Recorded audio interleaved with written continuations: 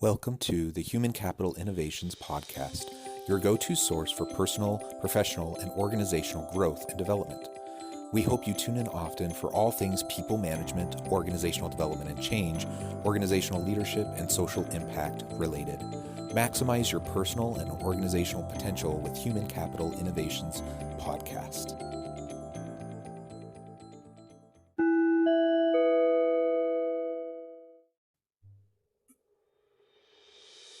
Welcome to the Human Capital Innovations Podcast. In this HCI podcast episode, I talk with Dr. Lynette Reed about mindfulness, conflict resolution, spirituality, and healthy corporate culture.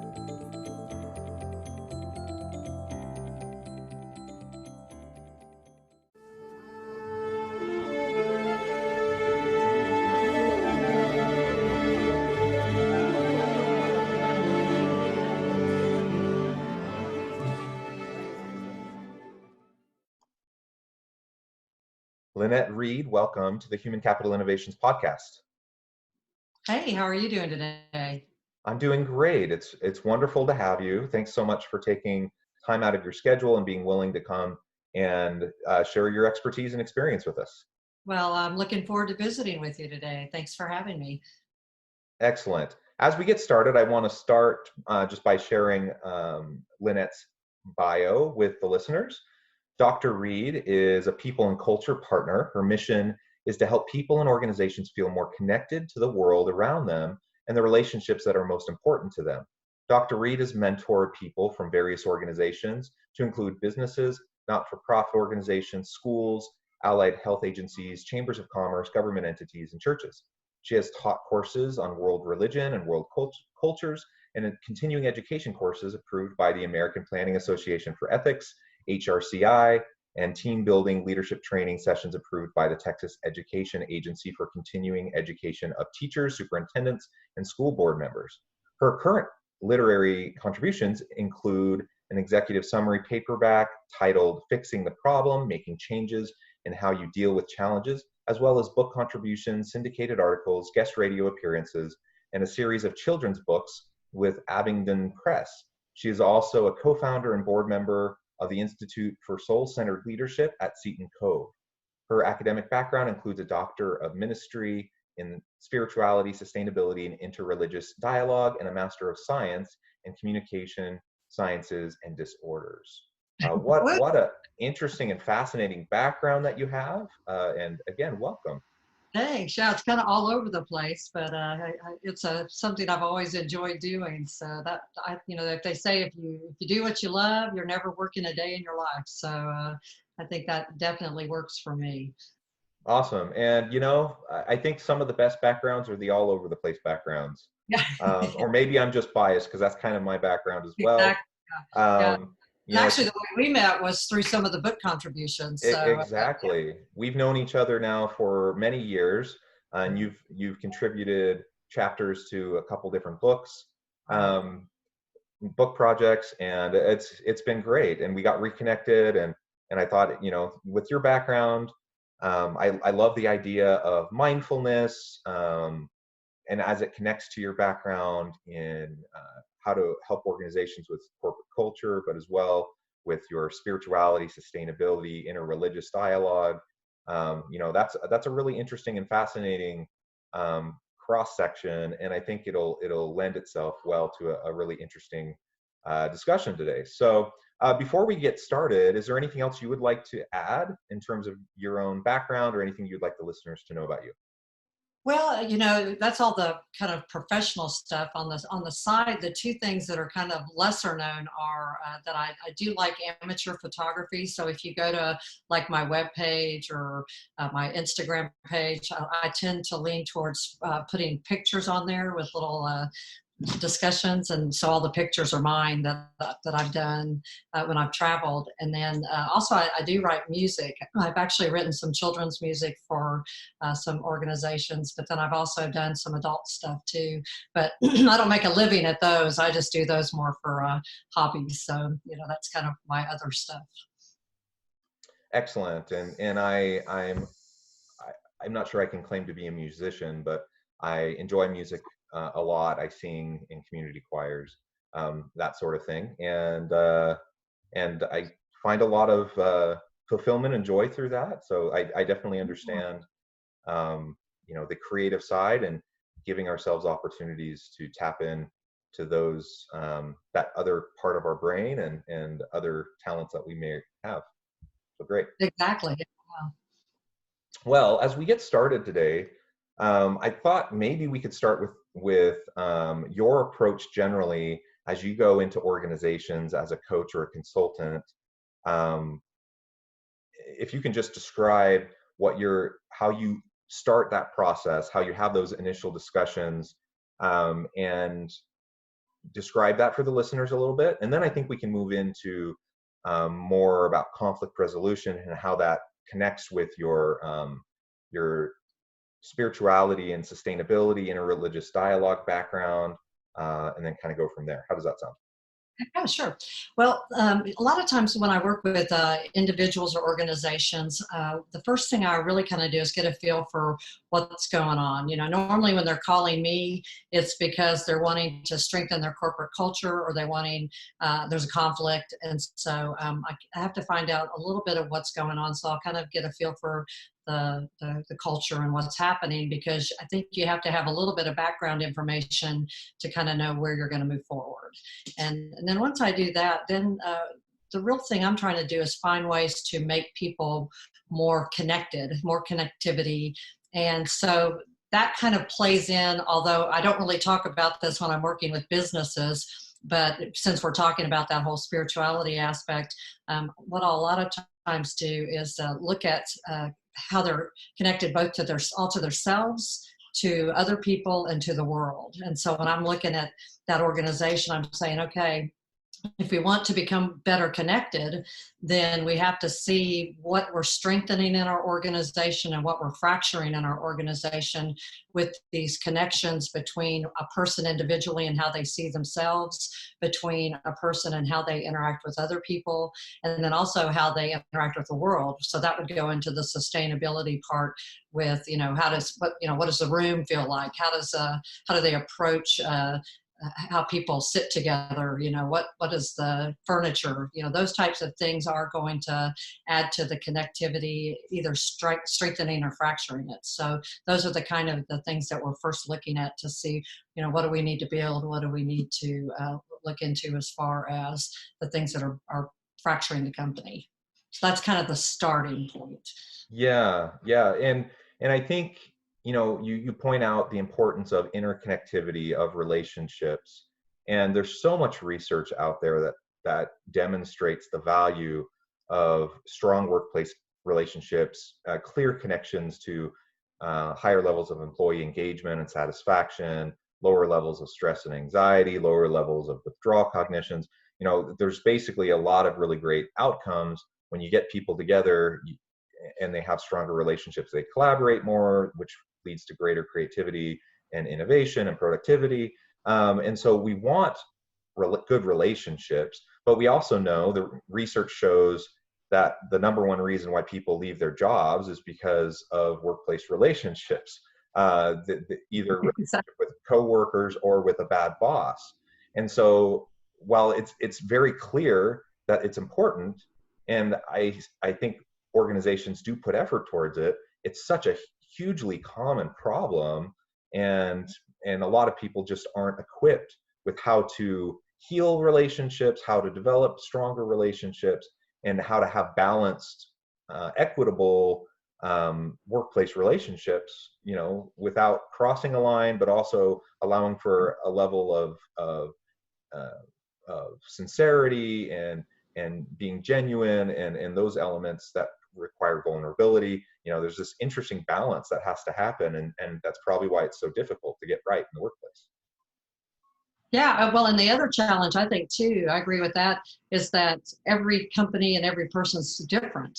So what might work for one company isn't necessarily going to work for another company, as far as things like, okay, what do you want your culture to look like? Some people may want a very different culture for their organization than others.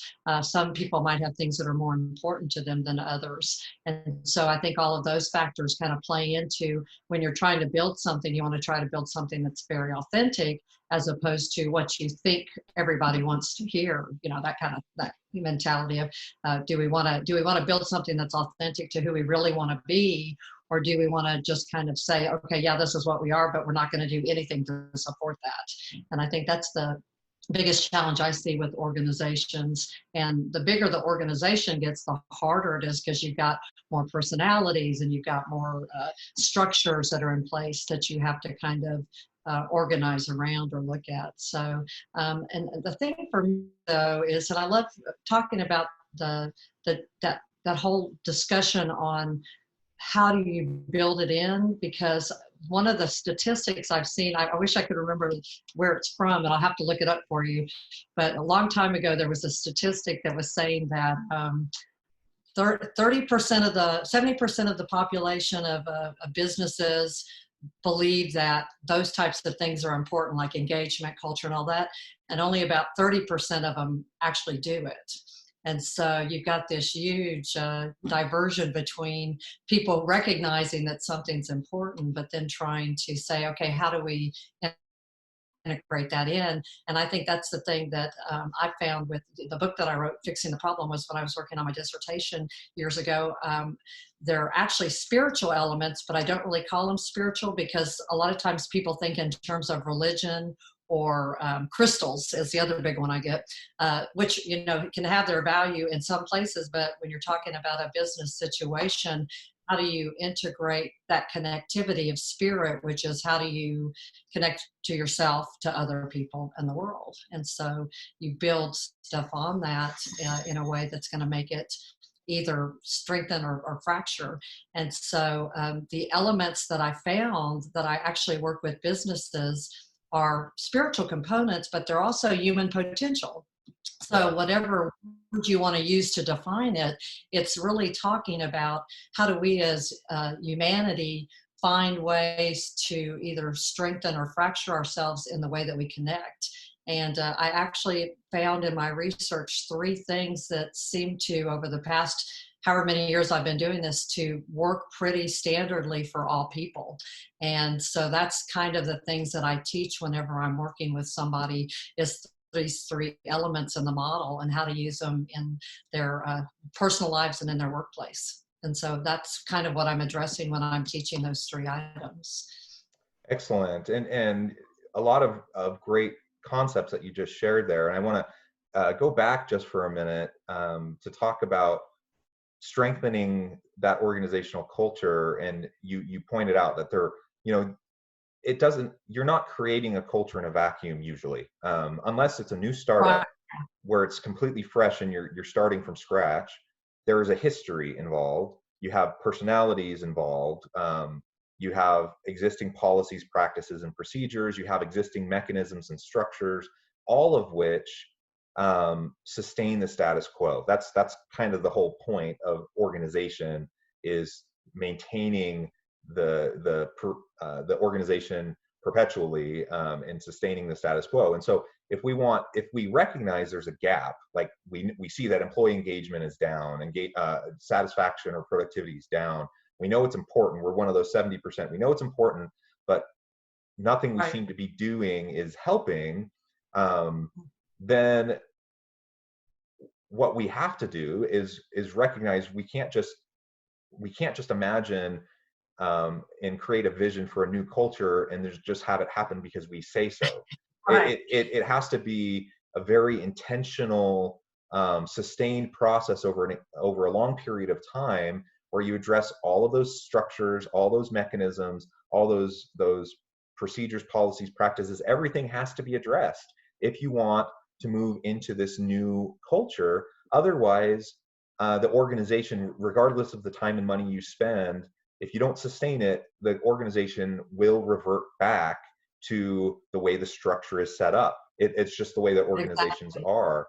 And so when I see companies fail with their engagement efforts or their culture efforts, it almost always is because of that, because they have good intentions, but it doesn't have the staying power of really going through the hard grind, the hard work of just making sure you're addressing all those different components. Thoughts on that? Yeah, that's right. In fact, that two things that popped into my mind when you were talking about that is anytime you're learning a new way to do something or creating a new culture, it's kind of like anything that you're learning as a skill. It's a muscle memory thing.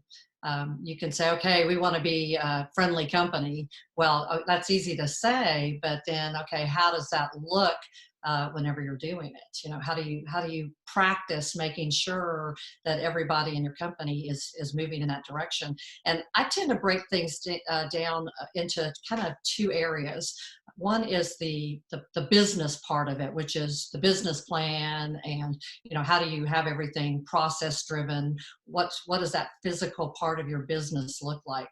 That could even include, if you're interested in things like that, how's the office setup? What are you trying to portray? If you look at pictures of like companies like Google or new startups, they might look very different than Bank of America or one of those other more institutional as far as what their offices look like. And the other part of it, though, is a second layer, which I call kind of the foundational layer, and that to me is the part I probably work the most in, is the connectivity part.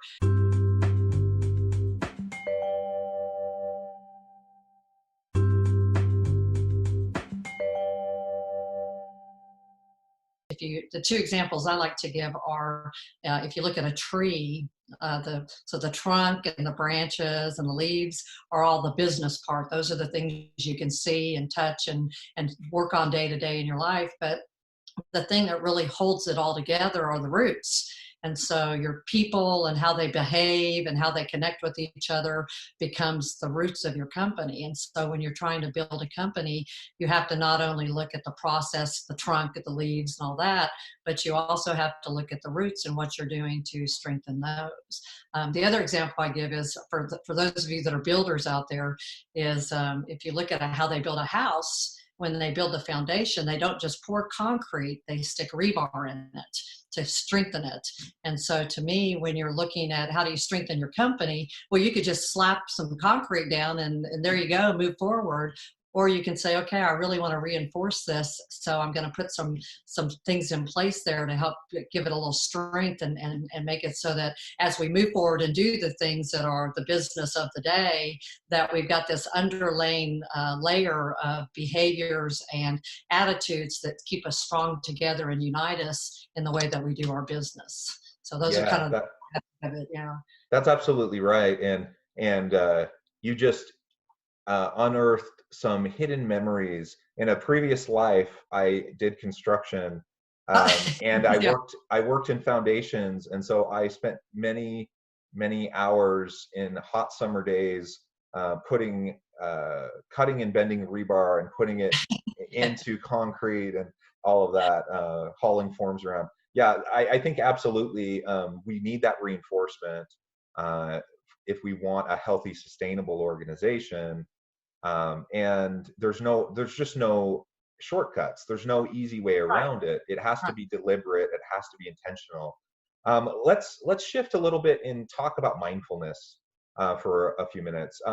How do you define mindfulness, and how does that connect back to um, what organizational leaders need to do to help their organizations and their people thrive? Yeah, well, mindfulness to me, that's a tricky word because it really to me can mean so much to different people. Everybody has a different way that they connect with themselves. So I would say that mindfulness is a little bit of that time that you spend figuring out who you are as a person and who your core elements are, so that you can take that out into the world, whether it be with other people or how you're going to treat the environment, any of those elements. And so when you're looking at mindfulness, you're looking at an intentional way to say, okay, this is who I am as a person, and this is how I'm going to take this out. And you can have certain things that help you practice that mindfulness, like, taking breaths, doing yoga. Some people tell me golf is a really good way for them to kind of get into that mindfulness. Anything that gives you that opportunity to just kind of connect and say, hey, I'm going to take a break. In fact, with people who have very high stress jobs where they're just going 90 to nothing, what a lot of times I'll say, as a for want of for the word of mindfulness, is just take a minute, do something different, something you enjoy doing that's just going to take you away from all the stresses for just 60 seconds, set a timer and just take a break. And that works for some people. Some people need to have a longer period of time where they might journal. Some people may find that doing exercise, going for a run is a good time for them. So I think the big challenge is finding something that works for yourself personally. But Yeah. then if you're a company who's trying to bring mindfulness in, then you have to kind of say, okay, I've got all these different people with all these different ways. So there's not going to be a one size fits all. So it might be you say, okay, let's give everybody a 10-minute break during the day where everybody does whatever works for them for mindfulness. Or you just have to kind of play around and find what works for your organization. The other thing I think about Can I jump in for yeah, just a yeah, sure, second? go ahead. Yeah. Yeah, so I think being deliberate about having those conversations with your employees is important. Not because you're trying to be prescriptive and say, this is how you will do mindfulness, but having the discussion and the conversation about why it's important, helping people think creatively about different ways they can explore their own mechanisms for mindfulness. Two big ones that you didn't mention that a lot of people usually think of first is like meditation and prayer. Yeah, exactly. And that works for some people.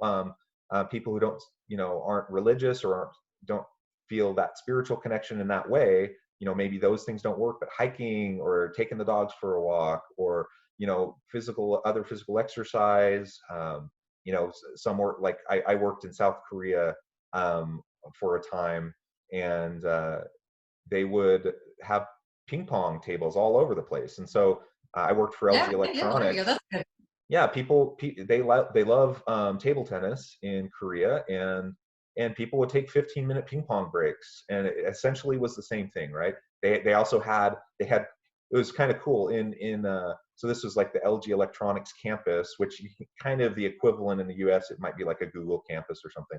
Right, right. And they had like on-site meditation rooms. They had like an on-site Buddhist temple that you could go Oh to. my gosh. So See, anyways, work to the audience. Yeah, yeah, yeah, yeah. so the point is, like you said, there's not a one size fits all. There's lots of different ways that it can manifest for people. But it's all about quieting your mind, taking a step back, having a chance to reconnect to self and to others, and to focus, and and Yeah. and helping employees recognize and understand why that's important, and then showing the example from top leadership down that this is a priority. Like, we really want you to do this. That means that the CEO, C-suite managers, they have to do it too. Because if they're Yeah, not, yeah. if they say it's important, but then they don't do it, and the lower level employees don't see them doing it, then they won't do it either, Right. because they'll be nervous. So, that just opening up that opportunity to have that discussion is really valuable. Oh yeah, I totally agree with that. I know some companies I work with, they actually have prayer groups because they are a more prayer centric or Christian centric business. But then there's other companies I work with where foosball is the big thing. They have a big foosball game right in the middle, and whenever you just need a break from work, you go, play foosball or pool or something like that. So I've heard of a lot of really good different ones. There's some that do a happy hour at 4. So at 4 o'clock they have the bars open. So and it works, for that company. So I think that's the thing is kind of being open to there are different options. And you actually said something there that fits right into one of the biggest things that I'm looking at is you're talking about words and actions matching. That's actually part of the model that I was talking about. Is one of the things that I found is that any company, any person, pretty much if you're talking about authenticity and building trust, that people whose words and actions match and they have a very set core of what their behavior is. So like if their core word is friendly or helpful or whatever they've chosen, and their actions match that, and then their actions match what they commit to do, that's a person who's going to be considered authentic. And then if you're and you're going to build a lot of trust with that. If you think about people you've known, the ones who don't respond. They say, yeah, I'm going to do this, but then they don't. Or they say, yeah, I'm a friendly person, but then they yell at people. Those people tend not to be as the people you trust or find authentic. And that could be the same with companies too. So when I'm teaching people, that's one of actually the things that I work with them on, is making sure that they have a very firm definition of what behavior they want, and making sure that their words and actions match it. So that, I think, is a very, very critical part of any mindful organization, because if you're also talking about mindfulness, you're talking about how you intentionally are planning to connect with people. Yeah. And if you don't connect authentically with people, then you're not really considering mindfully how that's going to fracture or strengthen that thread of connection. Yeah, that's right. We have a few more minutes as we wrap up the discussion today. Maybe you can take a little bit more time to describe your approach to mindfulness and spirituality, interreligious dialogue, how that connects with conflict resolution within organizations. Well, for me, I have to kind of flip it a little bit, because the way that I look at it is, when we're talking about spirituality, in my picture, when I was doing my research on spirituality, what I found was it basically means breath. Spirit is breath. And so my way of looking at it is, basically, with every breath you take, you get to choose what you're going to do and who you're going to be as a person. And if you think about the number of breaths you take in a day, that's quite a few. so you're having to say, okay, if I'm going to have each of these breaths, I get to decide what I'm going to do with it.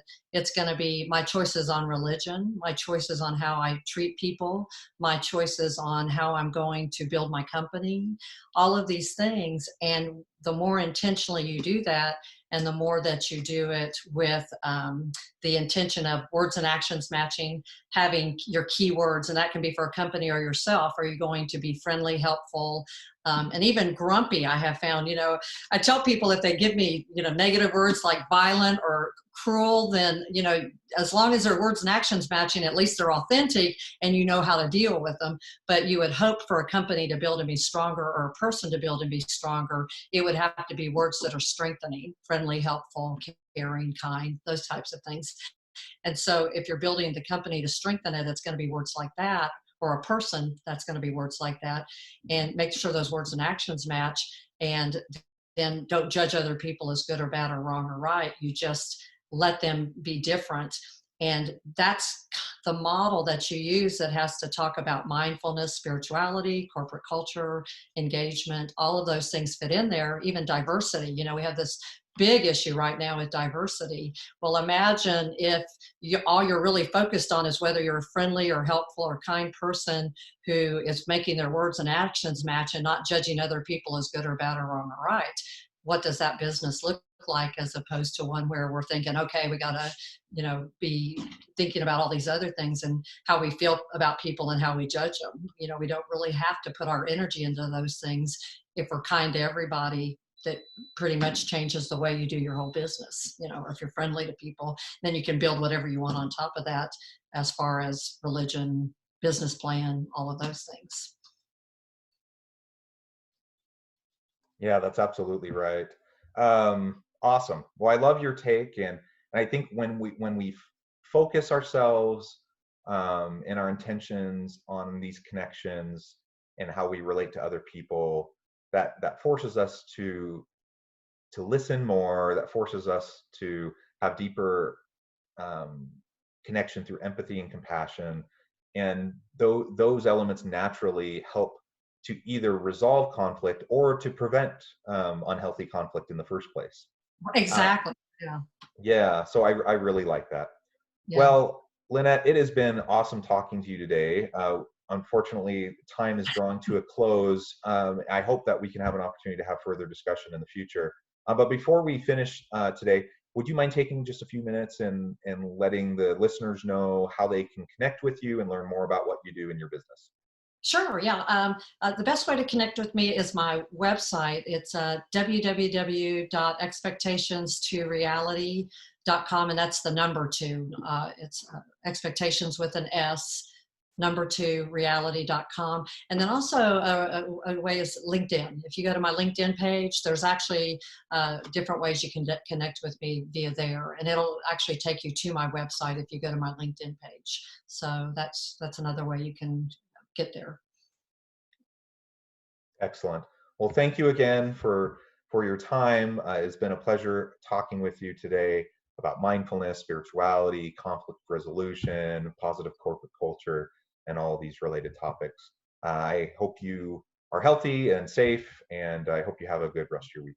Yeah, thanks. I've enjoyed visiting with you, and hopefully we'll get to see each other again soon. And you know, I live in Texas. I'm close to Austin, and so everything here is, you know, pretty much going like everywhere else. I think we're kind of 50% right now, so everybody's out and about. But I think a lot of people are still taking precautions and all. So hopefully everything's good there in Utah also. Yep, yep. Well, thank you so much. Have a wonderful day. Hey, you too. We'll talk to you soon. Bye-bye.